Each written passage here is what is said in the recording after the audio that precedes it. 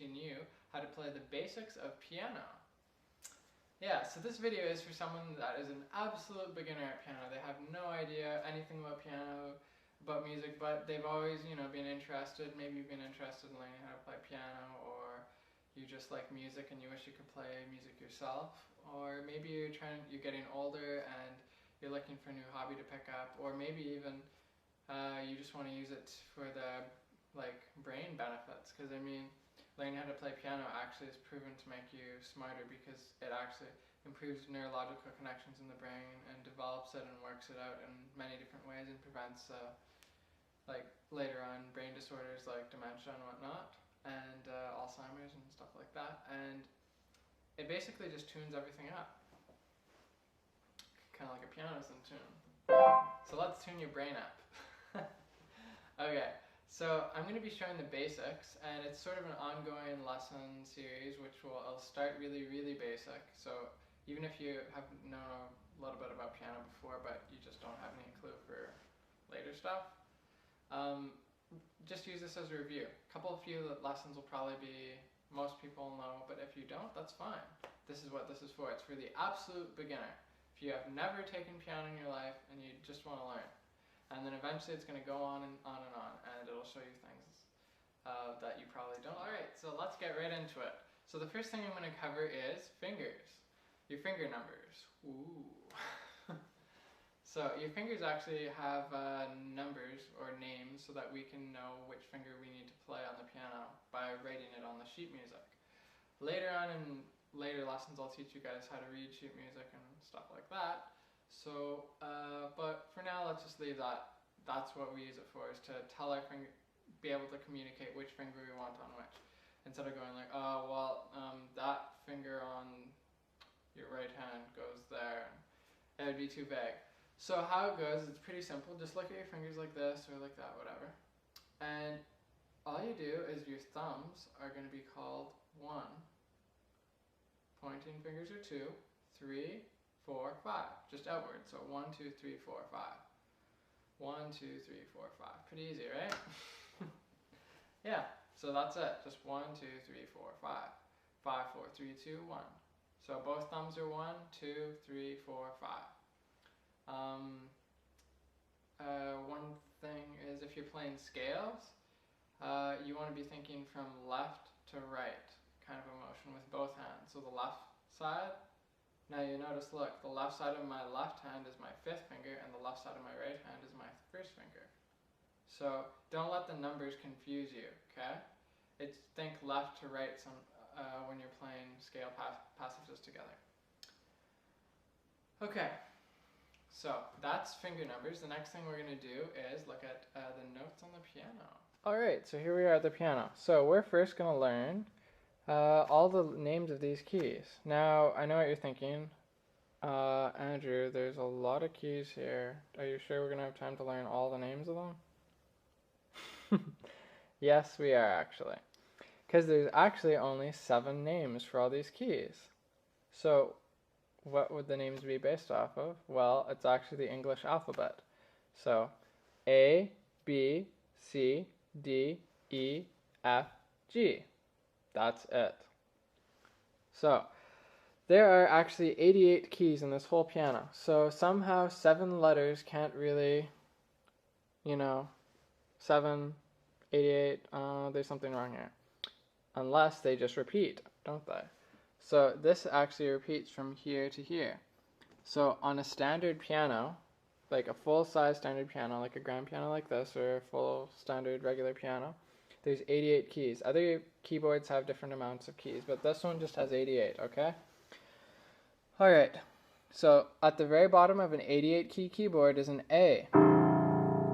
So it starts at the first letter, with the first note. Because this is actually the first note, because it goes this way in piano. It's always going from left to right, just like when you read. So this is the bottom, and that's the top. So the bottom note is A, and it goes A, B, C, D, E, F, G. So if you ever get lost, that's all you do. You just go down to the bottom of your piano and you go A, B, C, D, E, F, G. And then you find whichever note that you're looking for and do that. Okay, so that's the bottom of the keyboard. Now up at the top, the top note is actually a C. Now, how do I know that? Well, I know that because of the black keys. The black keys, there's 2 of them and then 3 of them. 3, 2, 3, 2. And they're all throughout the piano. And what do? They actually tell me where I am at the piano. Because these black keys could have easily just been made into white keys and then pushed into the spaces in between, right? The whole point of these is to actually be able to determine where you are playing. Because imagine if someone's just like, okay, well, I'll play the 71st key up here, not 71th, 71st, 71st key, and then like the 29th and the 38th together or something like that. How would you really know, right? Because there'd be no way to count that this is A or C or whatever unless you have these, because that actually shows the shape of the key and it gives you an idea of where you are. So that's actually how you find the key you're looking for when you're playing on the piano. Now, this is the easy way, like the fail-safe way is just to go A, B, C, D, E, F, G. And then I have a couple tricks for learning how to memorize those keys. So to find a C, which is the most important key, basically, well, it's not really the most important, but it's the most centrally used. So there's the C up at the top, the A at the bottom. Now in the middle, we have what's called middle C. And that's middle C right there. All we do is we look for 2 black keys, and then to the left of that. And that's C. Now, if we're going to find A, so A would be you find 3 black keys, and then go to the middle one of the 3, and then go to the right. So 3, middle, right. Now we go somewhere else. 3, middle, right. That's an A. These are all A's. And those are all A's. Okay, so A starts there. If you ever want to find, you want to just count up the letter of the alphabet, you just go find those 3 black keys and go A, B, C, D, E, F, G. A, B, C, D, E, F, G. So that's how that works. Now, there's other ways to memorize them, because eventually you want to make it so that you can just look at a key and know its note name. So I've done that with people in my lessons. Like the first lesson, they know all the keys on the piano and they can hit the keys. So it is possible to learn it very quickly if you just want to. The biggest part of piano, just like anything else, is the amount of determination you have to learn it. So it's mainly up to you and how much you practice. And then the information I give you, you can use as tools to speed up your progress. Okay, so this is C. That's A. So A is to the right of the middle black key. And C is to the left of the 2 black keys. Now, we have another one called F. So we go 3 black keys to the left. So look at this. C and F look very similar, don't they? They almost look like copies of each other. If you only had 2 black keys here and 2 black keys here, they'd look identical. So what we actually have to do is we have to see the difference between this is 2 black keys and that's 3. So people can get those 2 confused. So that's why I try to teach them at the same time to explain the differences so that they don't get confused. So C has 2 black keys and F has 3. That's the only difference because they look exactly the same. Okay? Now the other 2 lookalikes are the E key and the B key. So E and B. Fun, eh? So E has 2 and B has 3. That's basically it. E's got 2, B's got 3. And that's all you can do. So you go back and forth between those. Try testing yourself like that. Okay, now the next key is D. So D goes right in the middle, or right in between the 2 black keys. Now the reason D's sort of actually easier to understand than other ones because, well, remember, not understand. But it's because they're going right between the 2 black keys right here. So D is sort of like a den. See? Ooh, I'm going to get into the den here. Cozy up and watch some TV with my... whatever, if I was that big, right? I could just set up my TV there. I could have like a nice plasma up against the wall there. Although I think LCDs are better now, aren't they? Anyway. Okay, that's a bit off topic. But yeah, so D is for like a den. So that's D. You just look for 2 black keys and then go in between. Pretty simple, right? And now we knew A was there, so G is just the key to the left of it. So G is to the left of the middle notes. And look at this, they sort of look like mirror images of each other, don't they? Right? If you put a mirror in the middle, it'd be like they're mirror images of each other. So just remember, G's on the left and A is on the right. Okay, so those are the keys. All right, so next up here is hand position. So I'm going to show you how to move your hands in the right way and how to play the keys, now that you know what all the keys actually are. So they just repeat up and down the keys, and with our fingers, what we actually want to do, we actually want to create kind of semicircles with our hands. And we're going to play with the side part of our thumb like this. Right there. And that just plays down into the key. And when we play the key, we need to always make sure that we go right down to the bottom of the key. We don't want to do this, because then no sound actually happens. We have to play right down to the bottom of the key. What makes it louder or softer is how fast we depress the key. If we go, it's loud. If we do it slowly, it's softer. So just think of pushing more weight in to get it louder, and then just letting the arm weight of your hand just do the work for you if you're trying to get a soft sound. Okay? So that's how you press the key. Now, that's with your thumb. Your thumb is actually the most awkward finger you have. Probably some of the best ones, the best fingers for playing passages are these ones. Your second and third finger are your strongest two fingers, and then your fourth and fifth are kind of together and they're a little bit weaker. So they take more training. So you're probably going to find it easiest to play with these three fingers because we use them the most. Because how often do we ever use our fourth and fifth finger to open up a bottle of milk? Never, right? So they need a little bit more training to get the neurological connections, created and stronger in those areas. So if you're finding, oh, my fingers aren't listening to me, I just can't play piano, don't worry about it. It'll all come together soon. You just got to practice and it'll be fine in no time. Okay, so when we play on the piano, we actually need to keep our hand very mediocre. We don't want to do this with our wrist. We don't want any wrist up or wrist down. We just put it in the middle. We don't want to be pushing our hands way up in the air or way down. We don't want to be playing like this. Like this is horrible to play piano like that. That's just a very, very bad posture, and it's not good. So what we want to do is keep our hand kind of level with the floor. So we're not going to have a dip in the wrist, anything too crazy. But the main thing here is not to get a stiff wrist. You don't want something that's stiff. We don't want to get stiff, we want to just be relaxed. So it should feel like your hand is light and feathery. Okay, so keep your hand level with the floor, and then your fingers are sort of like bridges or archways. And you're just going to transfer the weight into those fingers. So what you can think of is you can think of a bridge. And there's green grass on one side and green lovely grass on the other. And then there's this cobblestone bridge, and it's going over these sparkling little streams and everything, or like a river. And it's going right through the little valley, and then there's people on top of the bridge. This would be the bridge, the finger.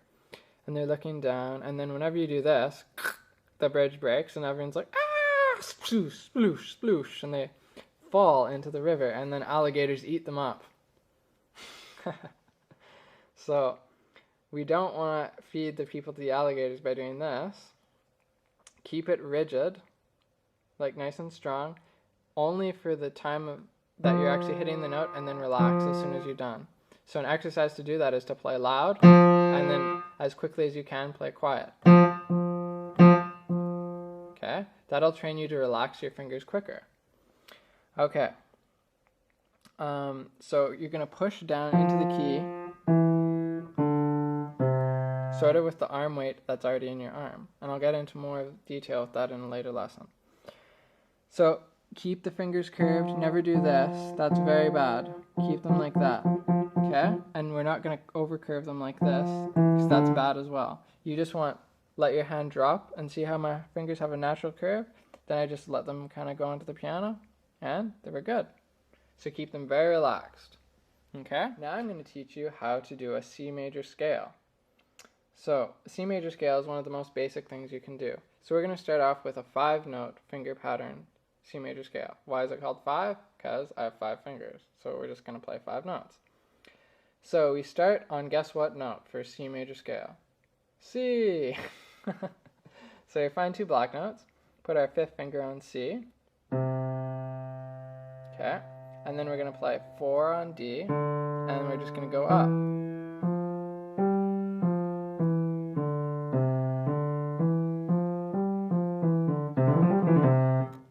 Woohoo!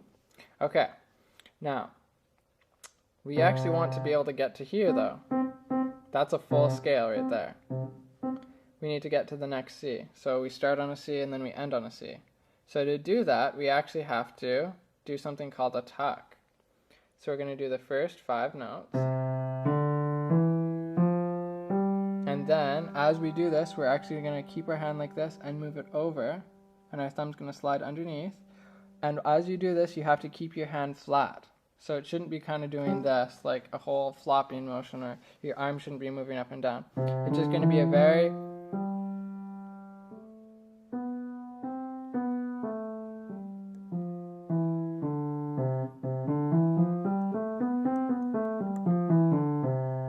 Okay.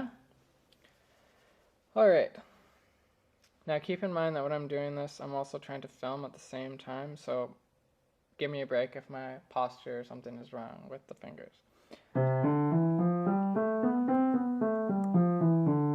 That's how it should look. So the tuck can be the trickiest part for some people, and they have some problems with it. So what I suggest for an exercise for that is do this. So you're going to play your 2nd finger, then your thumb, and then you're going to move over. So it should be a very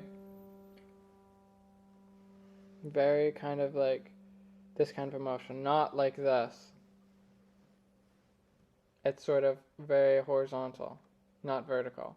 So horizontal, it's like your hand squishes up like an accordion and then moves out and in. So, just like that. And then that's how it works. So it comes in, and then your thumb goes under, sort of like it's going into a cave.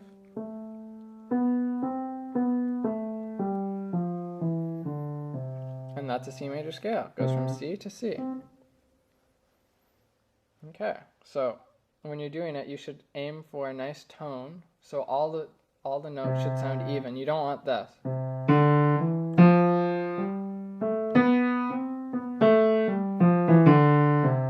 Okay, and also it should be steady. So nothing like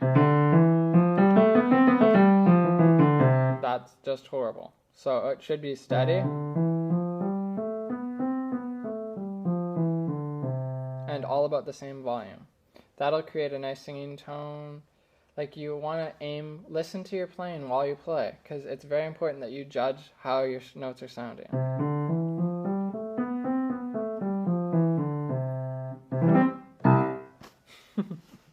Okay, so that's that. That's a C major scale. Now we're going to learn Twinkle Twinkle Little Star. Okay, so Twinkle Twinkle Little Star has 2 main themes or sections. The first one goes like this.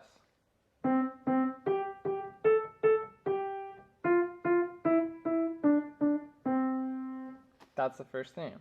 I'll play it one more time.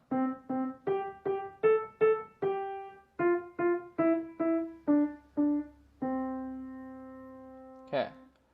Now, it starts on the C with your thumb, and then we're going to move our pinky like that because otherwise it gets into this weird crossing finger pattern, and I don't want to do that on the first lesson.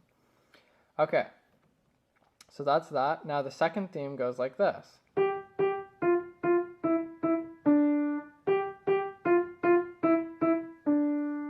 So you're just playing each note twice, so like G, G, F, F, E, E, D. Now when I'm actually doing this, I'm not thinking the actual letter names, I'm just thinking down, down, down. Because I'm just going down and up and down and up. So try to think of direction instead of the actual note names. Only think of the note you're starting on and the note you end on. That'll cut down on the amount of work your brain has to do, and it'll simplify everything. Okay, so now that we know those 2 themes, we just do it in this order. We do 1, like theme 1, theme 2, theme 2, theme 1. So watch this. And then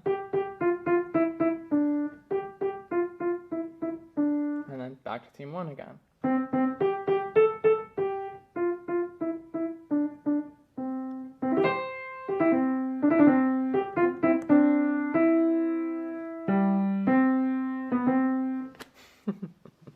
Just adding in a little extra there for you. Okay, so that is Twinkle Twinkle Little Star. Okay, well, I hope you enjoyed the lesson there, and I hope you guys learned some things, and we'll have some stuff to practice. Yeah, so one thing I want to point out before we finish here is, I know I taught you a song here, but the main purpose of these piano lessons isn't to teach you a whole bunch of songs. You know why? Okay, people have probably heard this parable or story before. Give a man a fish, you feed him for a day. Teach a man how to fish, and you feed him for a lifetime. So my whole philosophy or goal here with the piano lessons isn't to like feed you fish into your mouth or songs. Like, here's another song for you, and here's another, and just eating all these things. Because then what happens is you have to be dependent on me to give you another song. And then that puts you in a system of where I have to teach you the songs, and then you can't learn whatever song you want to on your own.